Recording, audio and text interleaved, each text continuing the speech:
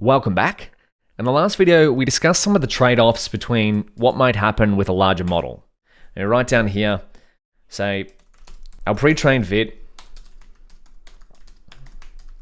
gets some of the best results we've seen so far on our food vision mini problem. However, the model size is 11x or thereabouts, 11x larger than our next best performing model. And perhaps the larger model size might cause issues when we go to deploy it, e.g. hard to deploy such a large file, / might not make predictions as fast as a smaller model.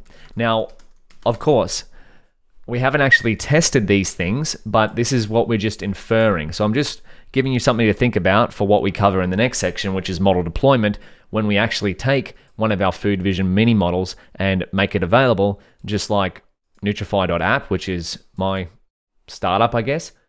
You can upload an image, 04. This is where we want to end up with our food vision mini model. Pizza Dad. Well, we've already uploaded that same image there. Now let's replicate that, but with our pre-trained ViT model that we've done here. And I'm going to cheat a little here because we've written this code plenty of times. So I'm going to copy this from make predictions on a custom image, learn pytorch.io, bring that in here, make sure it works with our pre-trained ViT, which is the pre-trained model that we trained here or that we adjusted. Yep, pre-trained ViT. There we go. Let's see if this works on Pizza Dad. 3, 2, 1, 2 thumbs up. It's downloading the image. Ooh, look at that. 2 thumbs up. Oh man, all of this work on food is making me hungry. But look how far we've come. We have covered so much. Milestone Project 2, we're officially at the end. We've replicated a ViT architecture from scratch just from the paper. And then we found out, the results aren't quite what we'd like.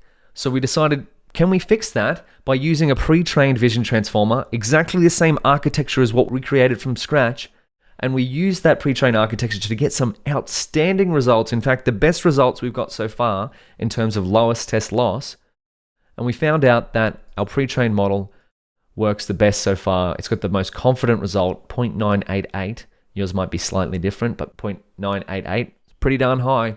I'm predicting the custom food image or custom image of Pizza Dad as being pizza. Of course, you can try this and I encourage you to try it on your own images. And if you do, please share them with me.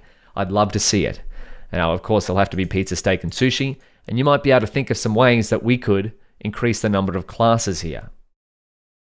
So with that being said, I've got a bunch of exercises ready to go. Oh, we should cover the main takeaways.